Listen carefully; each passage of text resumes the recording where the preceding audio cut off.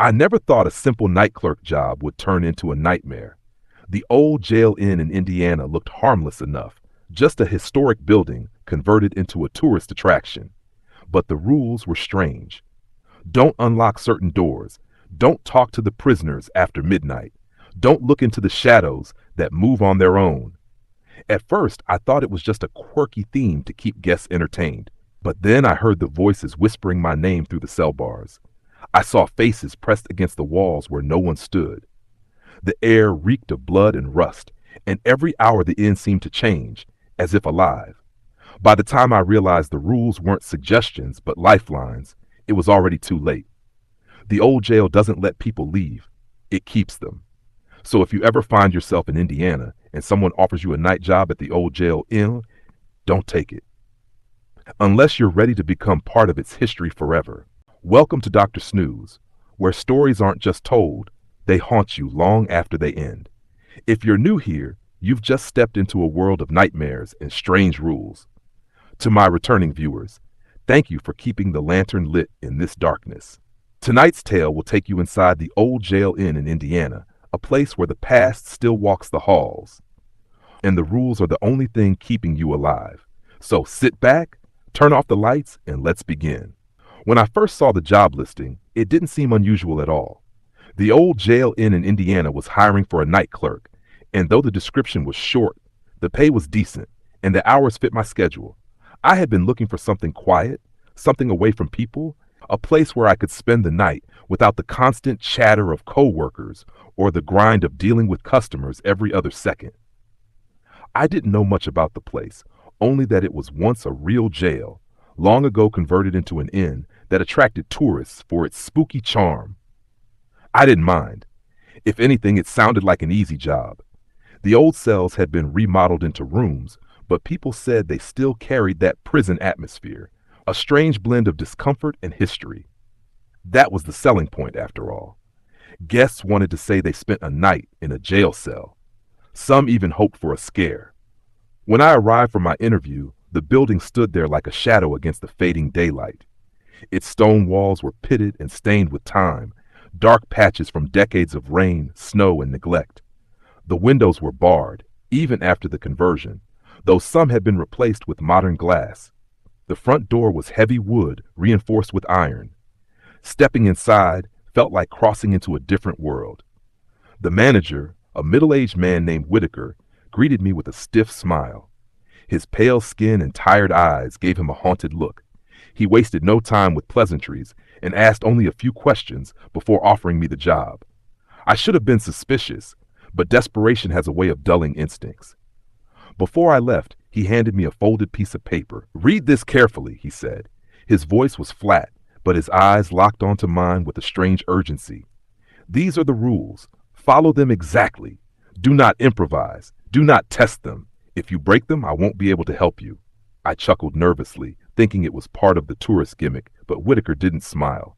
He just pushed the paper into my hands and walked away. That night, in my small apartment, I unfolded the paper. There were 10 rules written neatly in black ink. 1. Always lock the main door at midnight. Do not unlock it until 6 a.m. 2. Do not check in guests after midnight. No exceptions. 3. If you hear footsteps in the hallway after 2 a.m., do not investigate. 4. If a guest calls the desk to complain of whispers in their room, tell them it's part of the experience and do not go up there. 5. If you hear cell doors clanging, stay at your desk. 6. If a man in stripes comes to the desk asking for a key, do not acknowledge him. 7. Do not enter cell 3 under any circumstances. It has been permanently closed. 8. At 3:33 a.m., check the monitor for the east wing.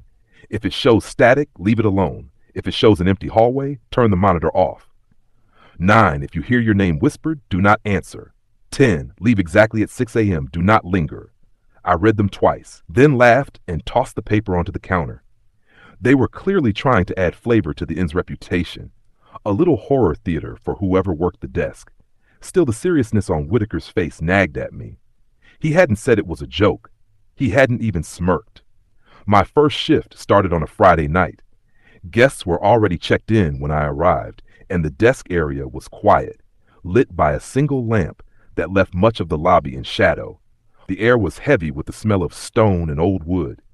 I sat down at the desk, unlocked the logbook, and glanced at the clock. 11:45.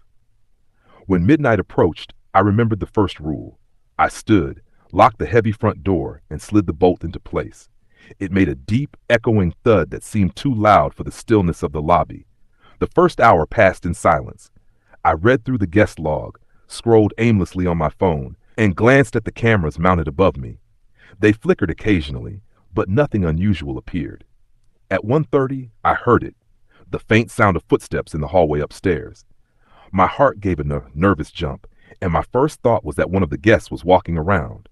I almost got up before remembering Rule 3. Do not investigate. I hesitated, staring at the ceiling where the footsteps creaked across the old boards. They were slow, deliberate, and heavy.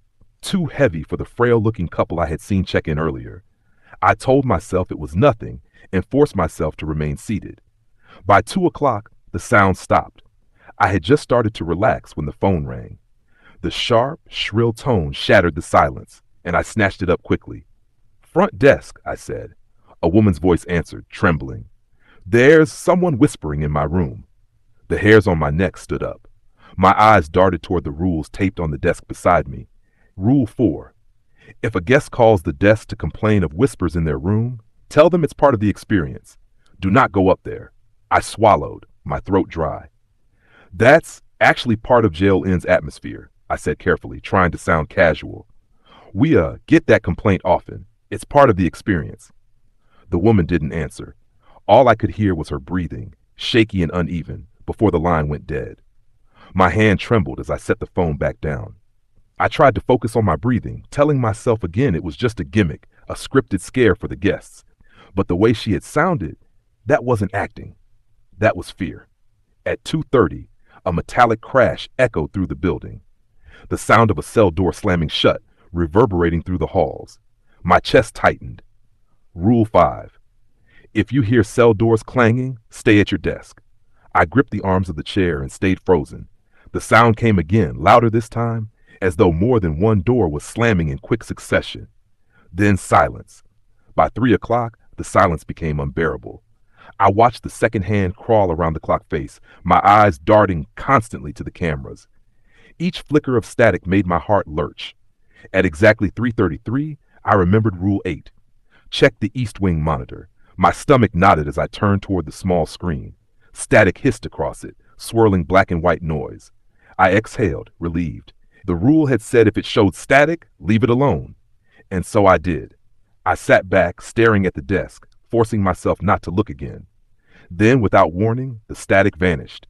The screen cleared, and the East Wing hallway appeared, empty and dimly lit by a single flickering bulb. My pulse quickened. The rule echoed in my mind. If it shows an empty hallway, turn the monitor off. My hand shook as I reached for the power button. The screen buzzed faintly, showing only that endless, empty corridor. I pressed the button and the monitor went black. For a moment I sat in complete silence. Then, from somewhere in the distance, faint and unmistakable, I heard it. My name, whispered. The sound slithered through the stillness like a knife.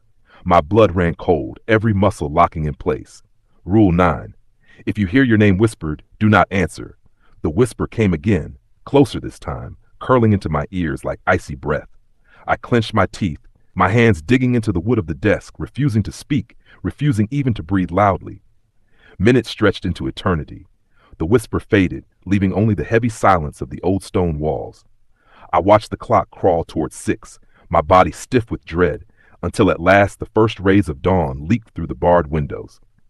At exactly 6, I grabbed my bag, unlocked the door, and stepped outside into the cool morning air. I didn't look back.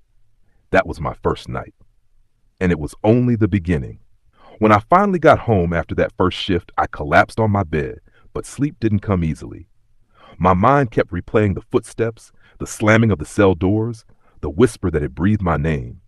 I tried convincing myself it was all in my head, tricks of a nervous imagination amplified by the eerie atmosphere. But I couldn't shake the memory of the woman's voice over the phone, trembling, afraid. That hadn't sounded staged. By the time evening rolled around, I had almost talked myself out of going back. Almost.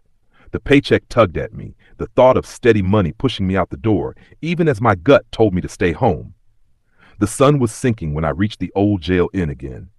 The stone walls loomed darker this time, as though the building itself was aware of me, waiting. When I stepped inside, the air seemed colder than the night before, damp and heavy. Whitaker wasn't there. No manager, no instructions, nothing. Just me, the desk, the rules taped neatly where I'd left them.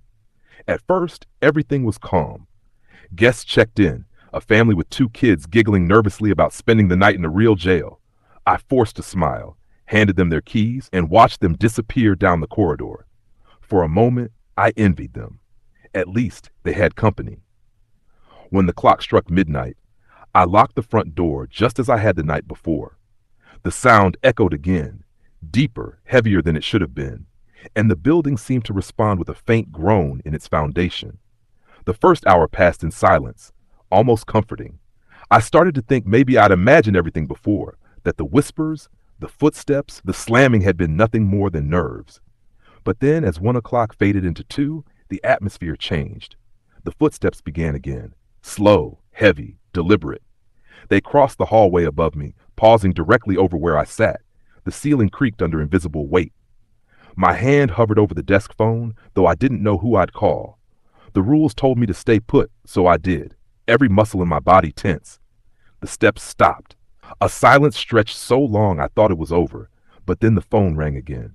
My heart leapt into my throat as I snatched it up, whispering, "Front desk." It was the same woman's voice as the night before, breathless, on the verge of tears. They're whispering again, closer this time, right next to my bed. I clutched the phone tighter, staring at the rules. Do not go up there. Tell them it's part of the experience. My mouth felt dry as I forced the words out. It's part of the old jail inn's atmosphere. Please try to ignore it. A sob broke through on the other end. Then silence. The line went dead. I lowered the phone, staring at it, dread filling every inch of me. This wasn't a tourist looking for a thrill. This was a real woman, alone in her cell-like room, terrified out of her mind. The rules were cruel, and yet I followed them. At 2:30, the metallic clanging began again, louder than the night before. One cell door after another, slamming shut in a pattern, like someone walking down a row, striking each one with force. The sound grew so violent I thought the walls might collapse. My knuckles turned white as I gripped the desk, repeating to myself, "Stay put, stay put." Then silence. The sudden quiet was worse than the noise. When 3:30 approached, my stomach twisted. I didn't want to look at the monitor, but the rules demanded it. At exactly 3:33, I forced myself to turn my eyes to the east wing screen.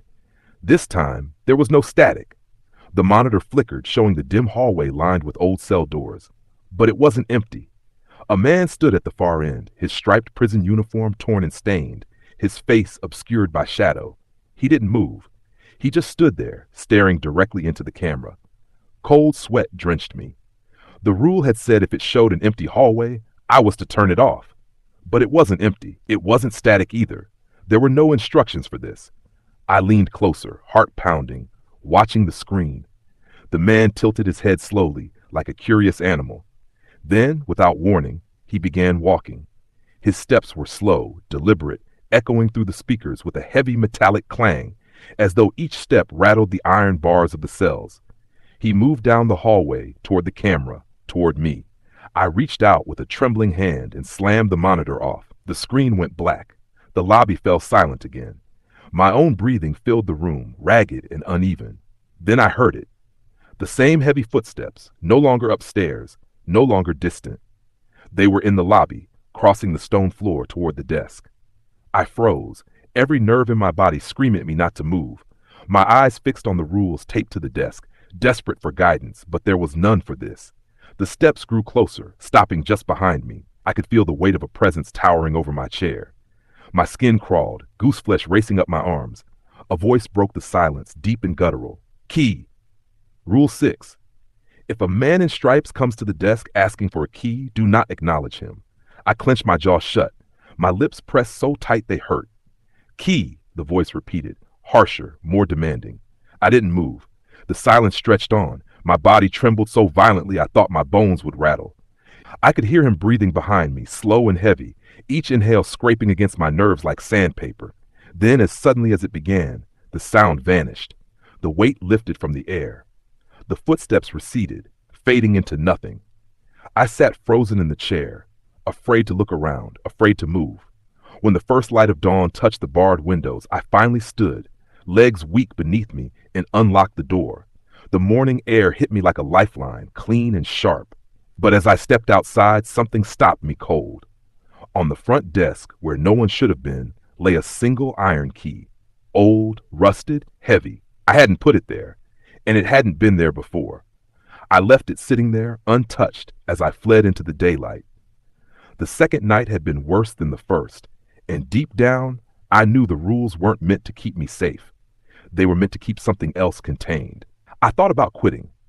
After that second night, after hearing the prisoner's voice right behind me, after finding that old iron key on the desk, I almost called Whitaker to tell him I was done. The pay wasn't worth this. No amount of money could make up for the way my chest had locked with fear, or the way my hands still trembled hours later. But then I thought about the bills stacked on my kitchen counter. I thought about the empty fridge, about how quickly life unravels when money stops coming in. One more shift, I told myself. Just one more shift, and then I would decide. When I arrived at the old jail inn that evening, Whitaker was there waiting. He stood behind the front desk, arms folded, eyes bloodshot, as though he hadn't slept. "You lasted 2 nights," he said, studying me. "Most don't." I wanted to ask him what was going on. I wanted to shove the rusted key in his face and demand answers. But when I opened my mouth, the words died. There was something in his expression that told me the truth wouldn't help me. "Just keep following the rules," he said instead, his voice low, almost a whisper. "They're the only thing standing between you and them." Before I could press him, he turned and walked out the door. The rules. Always the rules. At midnight, I locked the door. The familiar thud echoed through the empty lobby. My hands lingered on the bolt longer than necessary, as though the extra second of contact with something solid might keep me anchored. For the first hour, all was quiet. The stone walls pressed in around me, the shadows pooled in the corners, and the ticking of the clock became unbearably loud. By 1 a.m., I found myself straining to hear something, anything, afraid of the silence itself. And then the footsteps began again. This time they weren't upstairs. They started in the east wing, faint at first, then growing louder, sharper, as though whoever or whatever was walking wanted me to hear. My chest tightened as I stared at the black monitor screen. The rule had told me to keep it off if I saw the empty hallway. But the sound of those steps made me wonder if turning it off had truly helped. The footsteps stopped. The silence was so thick it pressed against my ears. I leaned forward, breath held, praying it was over. Then the phone rang. The shrill sound nearly sent me out of my chair. My hands shook as I answered. "Front desk." It wasn't the woman this time. It was a child's voice, thin and high-pitched. "He's in our room." Ice shot down my spine. "Who?" There was a pause, then a whisper. "The man in stripes." My blood froze. I glanced at the rules, panic rising. They hadn't prepared me for this. What was I supposed to tell a child? "Listen to me," I said quickly, my voice cracking. "Stay in bed. Don't talk to him. Don't." The line went dead. I sat there, phone pressed to my ear, trembling. I wanted to run upstairs to kick down the door and get those kids out, but Rule 4 still echoed in my head. "Do not go up there. Do not investigate." A loud crash from above made me jump. Something heavy had been thrown against the wall. I clenched my fists, fighting the urge to break the rules. If I went up there, what would I even find? At 2 a.m., the cell doors began slamming again, louder, closer. They rang out like thunder rolling through the old stone. Each metallic clang rattled my bones. This time it wasn't random. It was patterned, rhythmic, like a drumbeat calling something forward. I pressed my palms to my ears, but it didn't help. The sound wasn't just in the building, it was in me, vibrating through my chest, my teeth, my skull. Then silence. I thought I'd go mad from it. At 3:33, I dreaded looking at the monitor. Every part of me screamed not to, but the rules demanded it.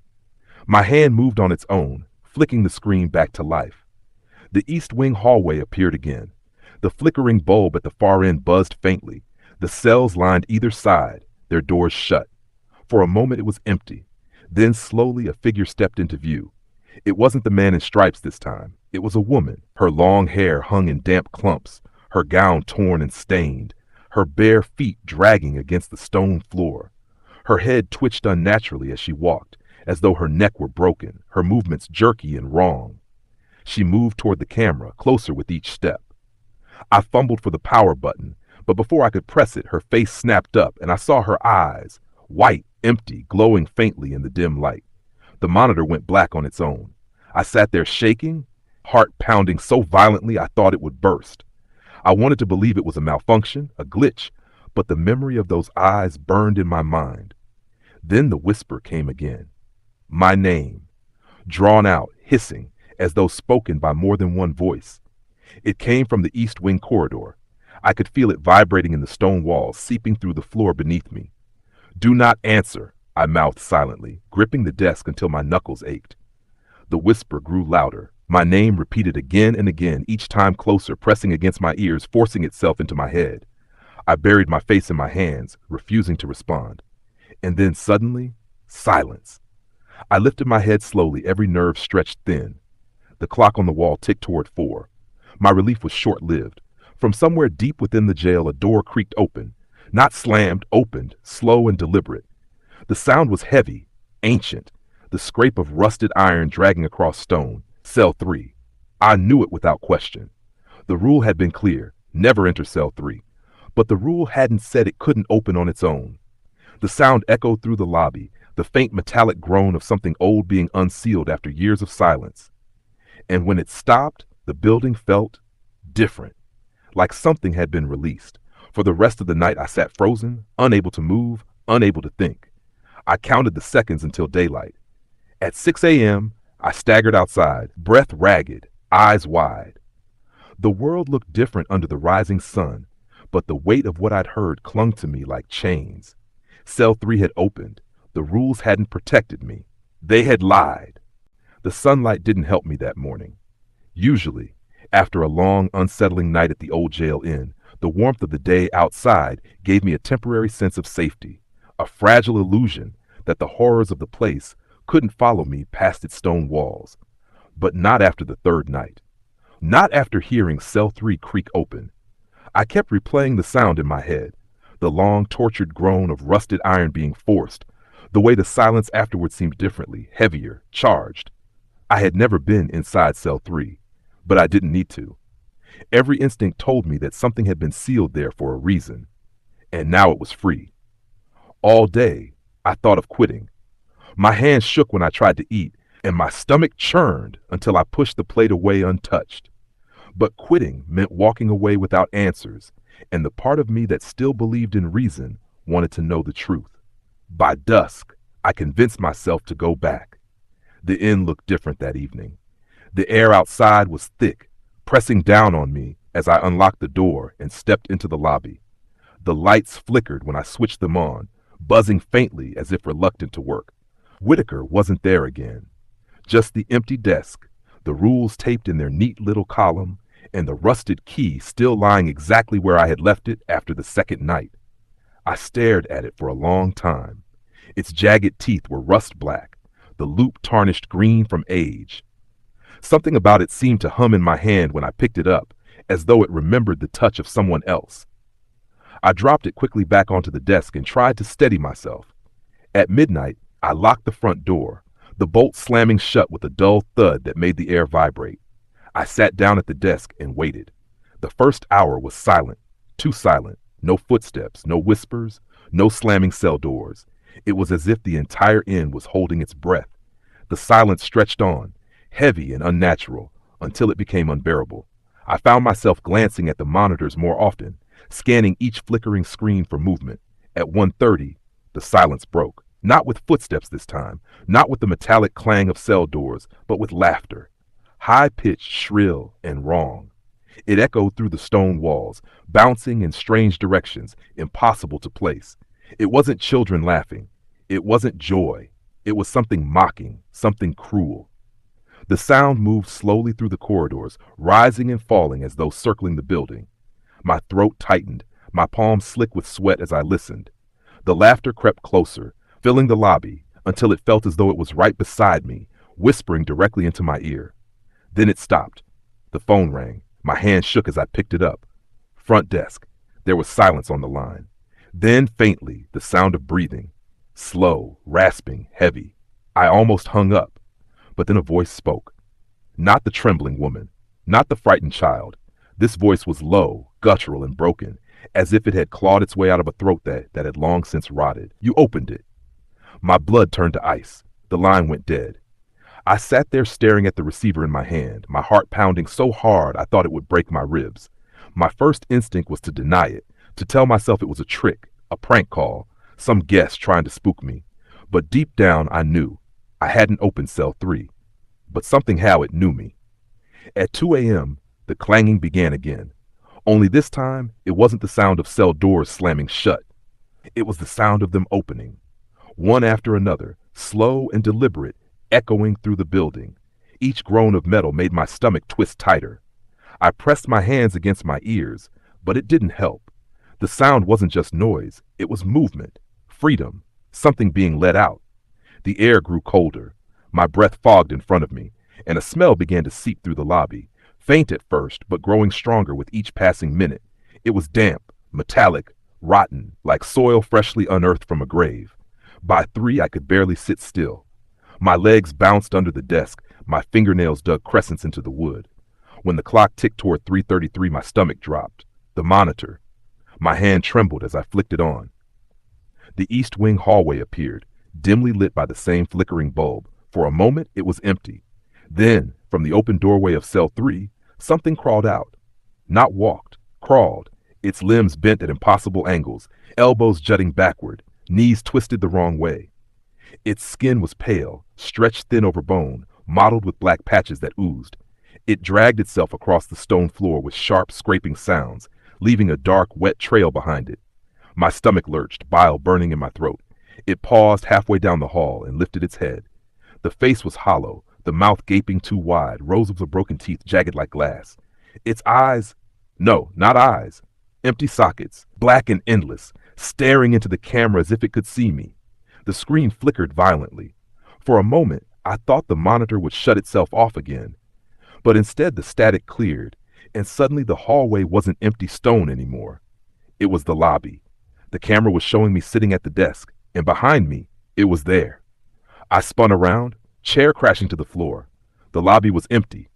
The shadows pooled in the corners, but nothing moved, nothing breathed. When I turned back, the monitor was black. My breath came in ragged gasps as I clutched the edge of the desk. The whisper came again, curling through the silence, but this time it wasn't just my name. It said, "Look." And then slowly, the rusted key on the desk began to move. It scraped across the wood on its own, screeching like nails on stone. Inch by inch, it dragged itself toward the edge, until it stopped, balanced precariously, as though waiting for me to take it. I backed away, shaking my head. No. The key fell to the floor with a metallic clang. The sound echoed too loud, too long, as though it had fallen into an endless pit instead of a few inches of wood and stone. I didn't pick it up. I couldn't.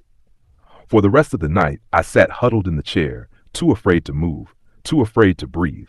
The whispers circled me, sometimes distant, sometimes so close I felt them brush against my skin. When the clock finally struck 6, I bolted for the door. My hands fumbled at the bolt, tears stinging my eyes as the iron groaned free. Outside, the morning light felt thin, powerless. The inn loomed behind me, darker than ever, its barred windows like watching eyes.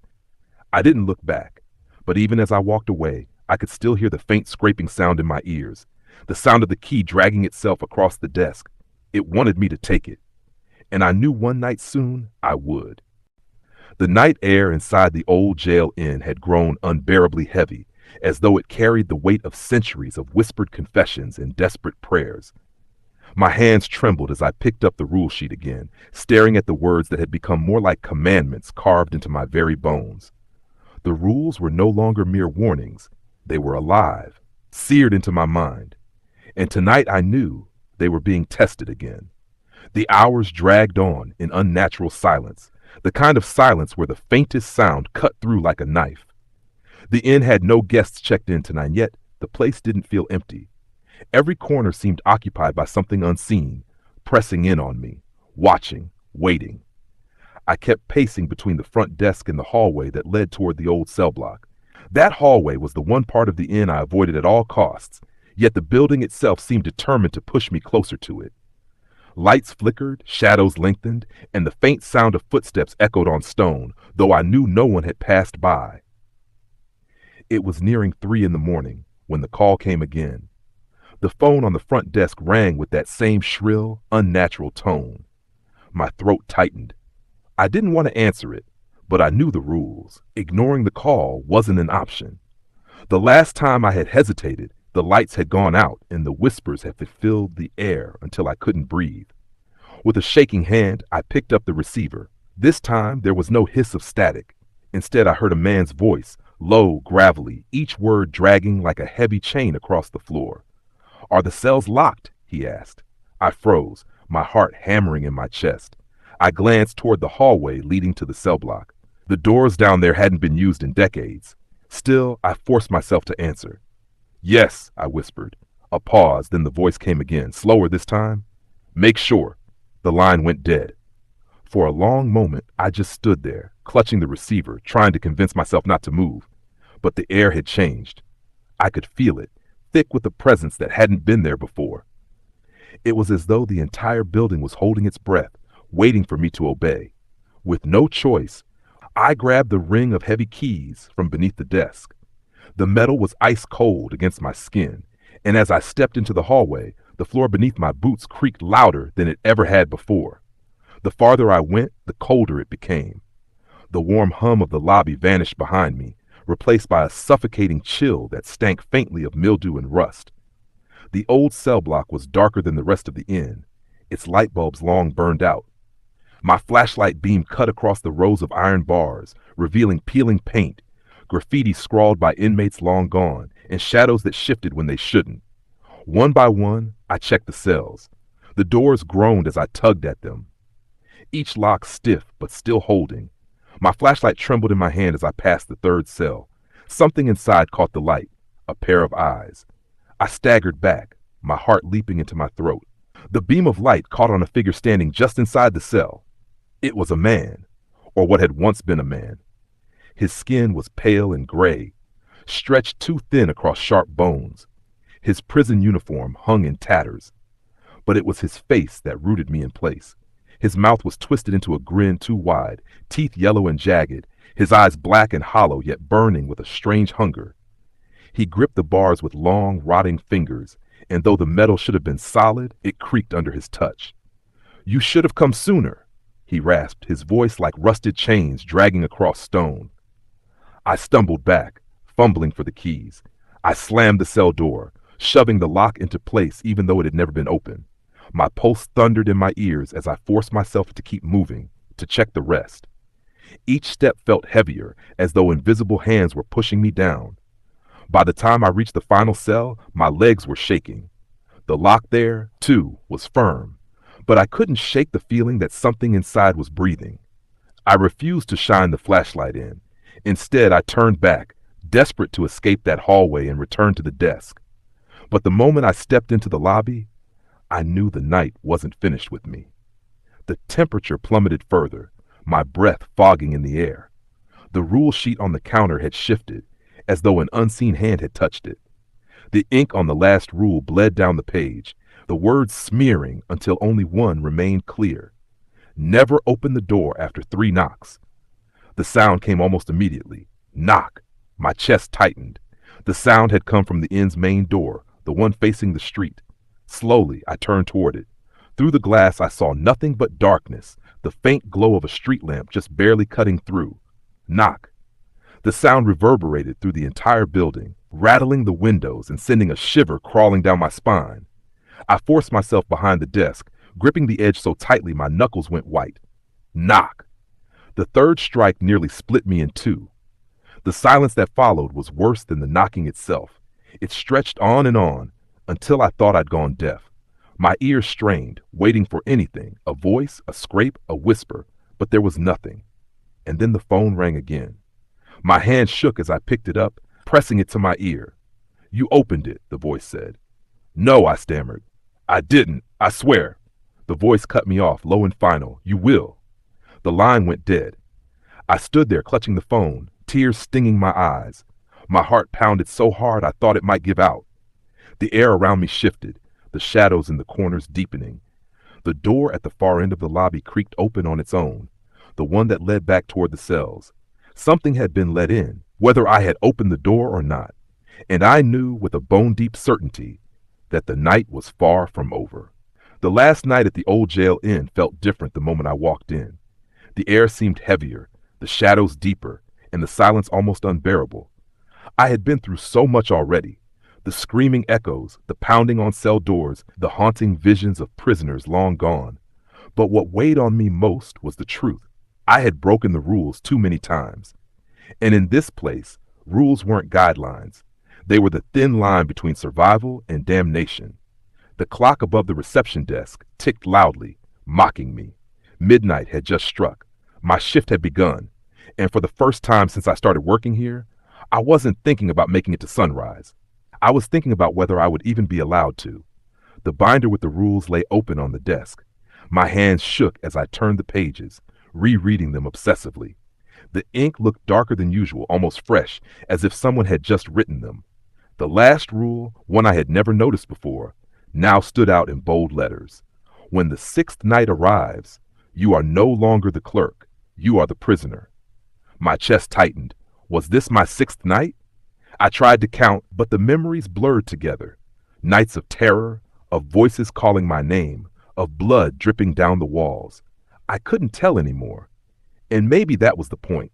The pounding started again from the far corridor where the cells were. This time, it wasn't just one door. It was all of them, slamming in unison like a heartbeat echoing through the concrete walls. I grabbed the flashlight, but when I clicked it on, it only flickered weakly before dying. Darkness swallowed me whole. I forced myself toward the cell block, my footsteps loud against the hollow floor. The smell of rust and mold grew stronger with each step. I heard whispering, low, hushed, but growing louder the closer I came. It was like dozens of voices chanting in unison. My name, over and over. James, James, James. My knees buckled, but I pushed forward until I stood before the first row of cells. The voices stopped. Silence. My own breathing sounded like thunder in my ears. I lifted my phone to use its light, but before I could, the corridor lit up on its own. Not with electricity. No bulbs glowed. Instead, it was as though the walls themselves radiated a dim, sickly light. And in every cell, the prisoners stood waiting. They weren't rotting corpses. They weren't ghostly shadows. They looked real, as though time had rewound itself and the old jail inn was once again filled with the damned. Their eyes were hollow, black voids that seemed to pull me in. One of them stepped forward, pressing his face against the bars. His lips cracked into a grin. You broke the rules, he rasped. Now you're one of us. I stumbled back, my heart pounding, but the corridor behind me had stretched impossibly long. No end in sight. The exit was gone. The prisoners began to chant again, but this time louder, angrier. Their skeletal fingers clutched the bars, rattling them so violently that the entire block shook. The floor quaked beneath my feet. I tried to scream, but no sound came out. Suddenly, the cell doors creaked open one by one. The inmates stepped out, moving in unison, their feet dragging, their heads tilted. They didn't rush me. They surrounded me, closing in slowly, deliberately, as though savoring my terror. I turned to run, but slammed into something solid, a wall. No, it was a barred cell door. My hands clutched the cold metal, and I realized with horror that I was inside a cell now. The hallway had shifted, twisting itself into a nightmare. I was locked in, and the key was nowhere in sight. The prisoners stood outside my cell, staring at me. Their chanting stopped. For a long, suffocating moment, there was silence. Then the one who had spoken before stepped closer. His face pressed against the bars, inches from mine. His breath was rancid, hot against my skin. Your shift is over, he whispered. Ours never ends. The lights flickered, and when they returned, the prisoners were gone. The cell block was empty again. But I was still inside the cell, gripping the bars, screaming for help. And then, faintly, I heard the front door of the inn open. Footsteps echoed through the lobby. A voice called out, young, nervous. Hello, I'm the new night clerk. Is anyone here? My stomach dropped. I understood now. The old jail inn didn't just need staff. It needed prisoners. Every clerk was only temporary. The rules weren't to keep me safe, they were to prepare me for this moment. I shouted as loud as I could, banging the bars until my hands bled, but no sound left my throat. My voice was gone, stolen by the walls themselves. The footsteps grew fainter as the new clerk was lured away from the lobby, deeper into the inn, toward the same binder of rules that had sealed my fate. I collapsed onto the cold floor of the cell, the reality sinking in. I wasn't leaving. Ever. The old jail inn had claimed me, as it had claimed countless others, and as the chains materialized around my wrists and ankles, pulling me into the shadows, I realized the last unspoken rule. No one works here forever, but everyone stays. Forever. The old jail inn has many rules, but the darkest truths are the ones no rule can protect you from. If this story sent chills down your spine, don't forget to like, share, and subscribe to keep the horrors alive. Tell me in the comments, what would you do if you were trapped inside those haunted walls? Until next time, keep your lights low and your fears closer.